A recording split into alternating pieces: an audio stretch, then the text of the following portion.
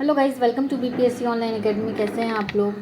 चलिए शुरू करेंगे। हम लोग जो ज्योग्राफी का चल रहा था उसी को कंटिन्यू करते हैं। बुंदेलखंड के पठार थे, 2-3 पॉइंट रह गए, उसको कंप्लीट करेंगे। ठीक है। बुंदेलखंड के पठार में कौन सी चट्टानें पाई जाती है? तो ग्रेनाइट व नीच चट्टानें पाई जाती है। बुंदेलखंड के पठार में किस मृदा का विकास हुआ है? तो लाल मृदा का विकास हुआ है। नेक्स्ट देखेंगे, बुंदेलखंड के पठार में चंबल नदी के द्वारा निर्मित महाखड्डों को क्या कहा जाता है? तो उत्खाद भूमि का प्रदेश कहा जाता है। ये हिंदी में ध्यान रखेंगे। छोटा नागपुर का पठार देखेंगे। अब छोटा नागपुर का पठार विस्तार मुख्यतः किस राज्य में? तो झारखंड में है। मेनली ये कहाँ पे? झारखंड में है। क्षेत्र के अंतर्गत आता है, तो ये भी छोटा नागपुर पठार के अंतर्गत आता है। छोटा नागपुर पठार के उत्तर तथा दक्षिण में क्रमशः कौन से पठार है? छोटा नागपुर के उत्तर में हजारीबाग और दक्षिण में है आपका रांची का पठार। छोटा नागपुर पठार की सबसे ऊंची चोटी कौन सी है? तो पारसनाथ है, ये सबको पता होगा। छोटा नागपुर पठार की दूसरी सबसे बड़ी नदी कौन सी है? ये नदी की बात हो तो स्वर्णरेखा नदी है। ठीक है। पठार से कौन सी नदी पृथक करती है, जो इस पठारी क्षेत्र की सबसे बड़ी नदी है? देखिए, स्वर्णरेखा तो दूसरी सबसे बड़ी नदी है, दूसरी है, लेकिन पहली कौन सी? तो दामोदर नदी है, जो कि हजारीबाग और रांची के पठार को क्या करती है? अलग करती है। ठीक है, ध्यान रखेंगे, इंपॉर्टेंट है। छोटा नागपुर पठार के उत्तर पूर्व में कौन सी पहाड़ी है? तो राजमहल की पहाड़ी है उत्तर पूर्व में। छोटा नागपुर पठारी क्षेत्र में ग्रेनाइट चट्टान से बनी उच्च स्थलाकृति को क्या कहा जाता है? तो पाट भूमि कहा जाता है। जो ऊंची होती है, जैसे नॉर्मल प्लेन एरिया में जो एक ऊंची जगह होती है, उसको क्या कहा जाता है? पाट भूमि कहा जाता है। देखते कौन सा पठार उत्थित संप्राय यानी भूखंड मैदान का उदाहरण? तो छोटा नागपुर पठार क्या है? भूखंड का उदाहरण है। भारत का रूर किसे कहा जाता है? तो छोटा नागपुर पठार को कहा जाता है, क्योंकि इसमें मिनरल्स बहुत ज़्यादा मिलते हैं। पाट भूमि कहाँ पाई जाती है? तो छोटा नागपुर में पाई जाती है। रांची का पठार उदाहरण है किसका? तो उत्थित पेलीप्लेन का उदाहरण है। छोटा नागपुर पठार है एक अंग्र गंभीर। ठीक है, हिंदी में ध्यान रखेंगे, अंग्र गंभीर है ये। अब देखेंगे दंडकार्य का पठार। चलिए, दंडकार्य का पठार किस भाग में स्थित है भारत के? तो मध्यवर्ती भाग में है। दंडकार्य का पठार मुख्यतः किन राज्यों में स्थित है? देखिए कितने राज्यों में है? छत्तीसगढ़, महाराष्ट्र, आंध्र प्रदेश, तेलंगाना, उड़ीसा, यानी कि 5 राज्यों में क्या है? ये फैला हुआ है। छत्तीसगढ़, महाराष्ट्र, आंध्र प्रदेश, तेलंगाना व उड़ीसा, 5 में। इन पाँचों को ध्यान में रखेंगे। दंडकार्य का पठार में स्थित किस क्षेत्र में तीन धातु पाई जाती है? तो टीन कहाँ पाई जाती है? तो बस्तर क्षेत्र में। बस्तर कहाँ पे आता है? छत्तीसगढ़ में आता है। यहाँ पे क्या है? टीन सबसे ज़्यादा पाया जाता है। इंद्रावती नदी का उद्गम कहाँ से होता है? तो ये भी कहाँ से होता है आपका? एक सेकंड ऊपर कर देती हूँ मैं। दंडकार्य के पठार में ही होता है इंद्रावती नदी का उद्गम स्थल। हम लोग मेघालय का पठार। मेघालय का पठार किसका भाग है? तो प्रायद्वीपीय खंड का भाग है। गारो, खासी, जयंतिया तथा मिकिर आदि पहाड़ियाँ किस पठार में पाई जाती है? देखिए सीक्वेंस में ही बताया गया है। गारो, खासी, जयंतिया तथा मिकिर, ये कहाँ गए? मेघालय के पठार है।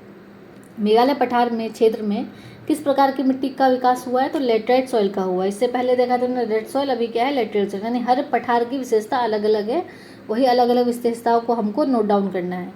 मालदा गैप की उत्पत्ति कैसे हुई थी? तो प्रायद्वीपीय भारत के संचलन के दौरान धसाव के कारण हुई थी मालदा गैप की। आपने पढ़ा होगा ये मालदा गैप, मेंस में जब लिखेंगे आंसर तो वहाँ पे ये लिखने के लिए आएगा। छोटा नागपुर का राजमहल पर्वत मेघालय के गारो पर्वत से किसके द्वारा अलग होता है? देखिए, छोटा नागपुर का राजमहल पर्वत मेघालय के गारो पर्वत से अलग होता है मालदा गैप से। इंपॉर्टेंट है ये, क्योंकि बिहार झारखंड से रिलेटेड है, तो इंपॉर्टेंट हो जाता है। देखिए, मालदा गैप जो है वो किस अन्य नाम से जाना जाता है? तो राजमहल गारो गैप के नाम से भी ये जाना जाता है। संरचनात्मक दृष्टि से श्रीलंका पठार किसका अंग है? तो प्रायद्वीपीय भारत का ही पार्ट है श्रीलंका पठार। ठीक है। अब देखेंगे भारत के प्रमुख दर्रे। चलिए, किसी पर्वत या पहाड़ी का वह निचला संकरा भाग जिससे होकर स्थल मार्ग गुजरता है, यानी दो पहाड़ों के बीच का जो एक रास्ता सुरंग होता है, उसको क्या जाएगा? दर्रा यानी पास कहा जाता है इंग्लिश में। बनिहाल दर्रा किस पर्वत श्रृंखला में स्थित है? तो पीर पंजाल में। ये बीपीएससी का पूछा हुआ क्वेश्चन है, पीर पंजाल में है बनिहाल दर्रा। श्रीनगर से जम्मू का राजमार्ग NH-44 किस दर्रे में आता है? तो बनिहाल दर्रे में आता है। ठीक है, बनिहाल दर्रे में आता है। जवाहर सुरंग का निर्माण कहाँ पे हुआ है? तो बनिहाल दर्रे में ही हुआ है। ठीक है, तीनों इंपॉर्टेंट क्वेश्चन है, किसी न किसी रूप में बीपीएससी में पूछा गया है। देखिए, ये जो मेनली नॉर्थ इंडिया के जो पठार है, दर्रे हैं, उसकी मैप दिया गया। इसको एक बार स्क्रीनशॉट ले लेंगे, याद हो जाएगा इजीली। ठीक है, स्क्रीनशॉट ले लीजिए, मैं ऊपर कर देती हूँ इसको। हिमालय में है, एक सेकेंड। कहाँ पे, ट्रांस हिमालय में। नेक्स्ट देखेंगे लद्दाख एवं तिब्बत के बीच कौन सा दर्रा आता है, तो ललकना दर्रा आता है। किसमें, लद्दाख और तिब्बत के बीच में, ये ध्यान रखना, लद्दाख और तिब्बत के बीच में ही दोनों दर्रे, लनक ला दर्रा। देखिए लनक ला दर्रा जो है वो किसका हिस्सा है, तो अक्साई चीन का।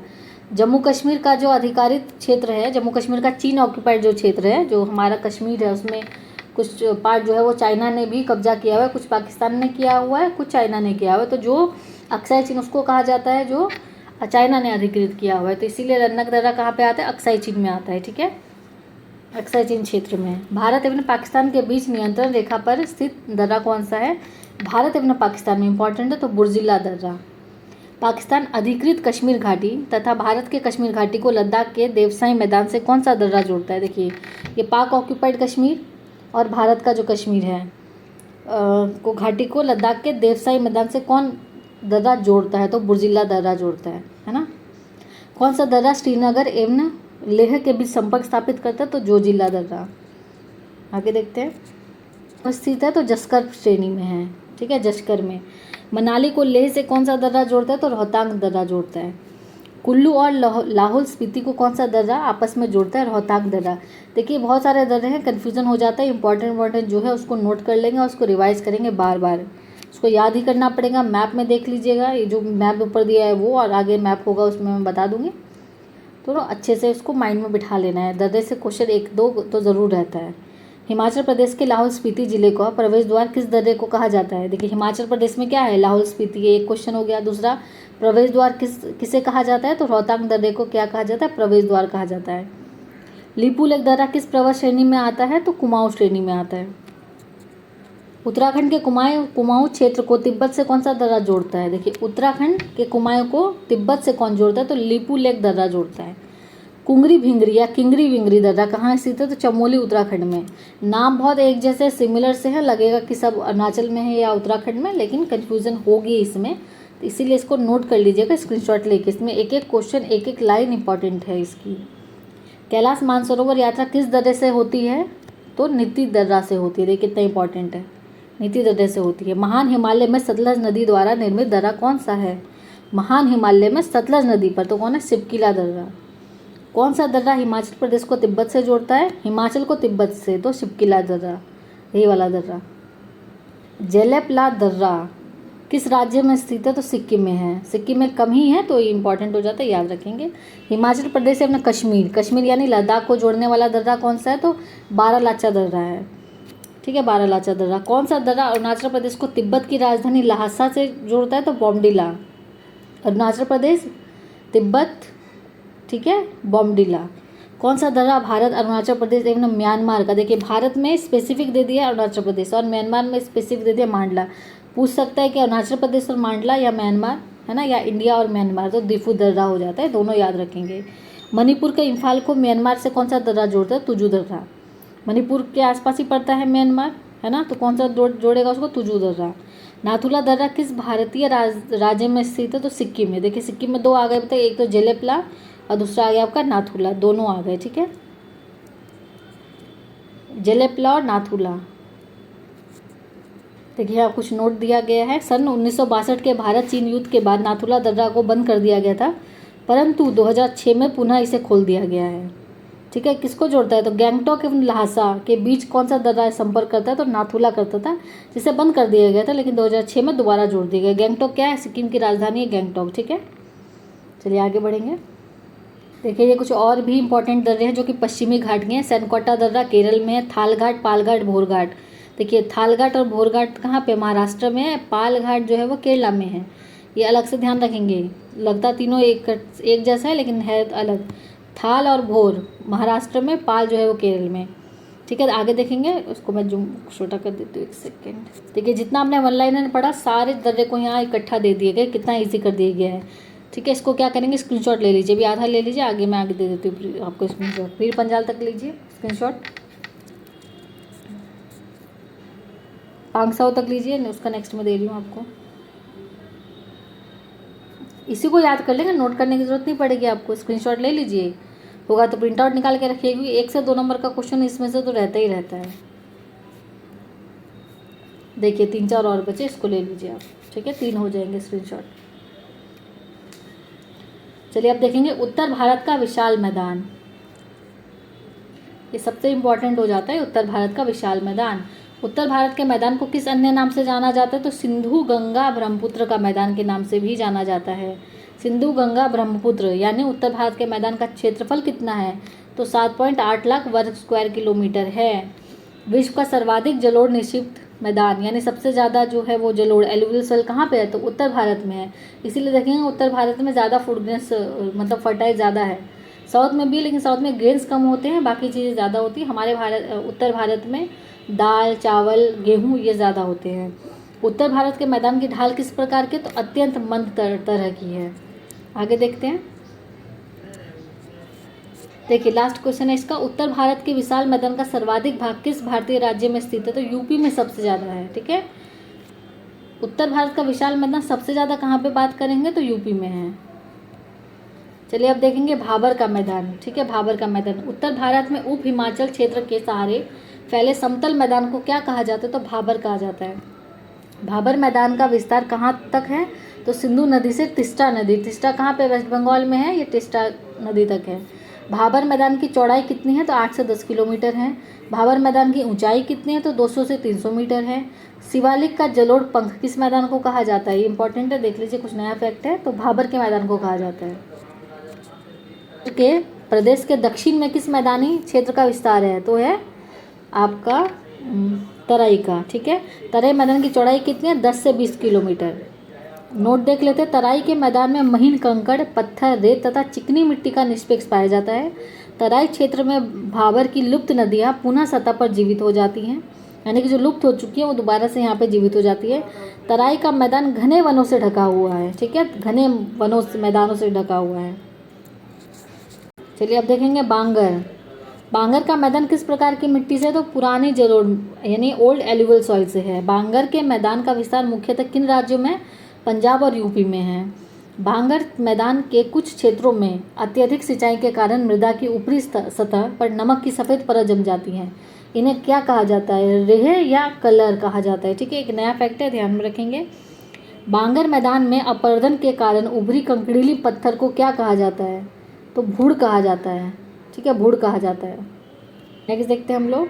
खादर का मैदान किस प्रकार की मिट्टी द्वारा निर्मित है? तो नवीन जलोढ़ मिट्टी, न्यू एलुवियल सॉइल है ये, ठीक है। खादर के मैदान का विस्तार मुख्यतः किन राज्यों में है? तो ईस्टर्न यूपी है, बिहार है एवं पश्चिम बंगाल है। देखिए क्वेश्चन कैसे पूछेगा, अगर ये पूछता है खादर के मैदान का मुख्यतः विस्तार जो है वो पूरे उत्तर प्रदेश में है, बिहार में, पश्चिम बंगाल में और छत्तीसगढ़ में है। तो हमारा ऑप्शन क्या रहेगा? पूरे यूपी में नहीं है, कहाँ पे? सिर्फ ईस्टर्न यूपी में है ना। यहाँ पे फंसाएगा, उसी तरीके से फंसना नहीं है हम लोगों को। खादर भूमि की मृदा में नमी धारण करने की क्षमता का प्रमुख कारण क्या है? चीका की अधिकता, ठीक है। चीका की अधिकता के कारण क्या है? अधिक नमी वो धारण कर लेती है। पंजाब में खादर मैदान को किस नाम से जाना जाता है? तो बेट के नाम से पंजाब में जाना जाता है, ठीक है, बेट के नाम से। इंपॉर्टेंट फैक्ट्स दिए हुए हैं वो देख लेते हैं। खादर मैदानी क्षेत्र कृषि कार्य हेतु बहुत उपजाऊ होता है। खादर प्रदेश नदियों के निचले हिस्से में स्थित है, जिस पर बाढ़ के समय जलोढ़ की नई परत जम जाती है। यानी कि जब बाढ़ आता है तो अपने साथ में क्या लाता है? मिट्टी लाता है, बहुत सारे मिनरल्स लाता है पानी के साथ, पहाड़ के साथ। पहाड़ से जब पानी गिरता है तो उसके साथ बहुत सारी मिट्टी और मिनरल्स भी साथ में आते हैं। तो हमारे जो प्लेन एरिया के लिए जो सॉइल होती है उसके लिए बहुत इंपॉर्टेंट हो जाता है, सारे मिनरल्स वहाँ से ले आता है, इसीलिए क्या हो जाता है? ज़्यादा वो फर्टाइल हो जाता है। खादर मैदानी क्षेत्र गेहूँ, चावल, जूट, तिलहन, दलहन, गन्ना आदि कृषि के लिए प्रसिद्ध है, ठीक है। सबसे ज़्यादा क्या नॉर्थ इंडिया में होता है, मैंने बताया था ये सारी चीज़ें। जब एलुवियल सॉइल ज़्यादा आएगी वहाँ पे ज़्यादा खेती होगी इन सब चीज़ों की। अब देखेंगे हम लोग डेल्टा का क्षेत्र। चलिए डेल्टा का क्षेत्र देखेंगे। डेल्टा के मैदानों में उच्च भूमि को क्या कहा जाता है? तो चार कहा जाता है, ठीक है। डेल्टा मैदान का विस्तार किस क्षेत्र में पाया जाता है? तो निचली गंगा घाटी में पाया जाता है डेल्टा, पश्चिम बंगाल में। पंजाब का मैदान देख लेते हैं, ये ज़्यादा इंपॉर्टेंट नहीं, लेकिन इसके कुछ फैक्ट देख लेते हैं इनकेस अगर एग्जाम में पूछ लिया तो। सिंधु तथा इसकी सहायक नदियाँ जैसे झेलम, चेनाब, रावी, व्यास तथा सतलज के द्वारा निर्मित मैदान को क्या कहा जाता है? पंजाब कहा जाता है। 5 नदियों से जो बना है उसी को पंजाब कहा जाता है। पंजाब की पुरानी जलोढ़क भूमि बांगर को क्या कहा जाता है? तो बेडलैंड या अनूवर भूमि कहा जाता है, ठीक है, नाम देख लेंगे, बेडलैंड या अनूवर भूमि। पंजाब के पर्वत पदीय मैदान में नदियों के द्वारा अपरदन से निर्मित भूमि को क्या कहा जाता है? चौस या चौस कहा जाता है। पंजाब मैदान के दोआब क्षेत्र, ठीक है। दो नदियों के मध्य स्थित भूमि को क्या कहा जाता है? दोआब कहा जाता है। ये पूछा हुआ है बीपीएससी का, सिंपल क्वेश्चन है। तो ये चलिए कुछ दोआब नदियां हैं, दोआब है और उनकी नदियां हैं, ये नाम से ही आपको पता लग जाएगा, देख लेते हैं, ठीक है। बारी दोआब, व्यास और रावी, ब से ब्यास और र से रावी। सिंधु सागर, झेलम, चेनाब और सिंधु के मध्य है। चज, चेनाब और झेलम। रचना, रावी और चेनाब। बिस्त, ब्यास और सतलज, ठीक है। इसको नाम को याद करने की जरूरत है, इनके पहले इनिशियल्स में ही नाम लिखा हुआ है। ब्यास को बिस्त बोलेंगे या ब बोलेंगे, ध्यान में रखेंगे। व्यास एवं रावी नदियों के मध्य कौन सा दोआब है? तो बारी, ठीक है। कौन सा है? तो बारी दोआब है। ब्यास यानी बा और रावी मतलब रा, ठीक है। री, बारी का, रावी का री। रावी एवं चेनाब नदियों के मध्य कौन सा है? तो रचना, ठीक है, रचना। झेलम, चेनाब एवं सिंधु नदी के मध्य, वही जो ऊपर दिया है टेबल में, उसी को क्या कर दिया यहाँ पे स्टेटमेंट बेस में दे दिया है। चेनाब एवं झेलम नदी के मध्य कौन सा दोआब है? तो चज दोआब है। चज, ठीक है, चज। च से चेनाब, ज से झेलम।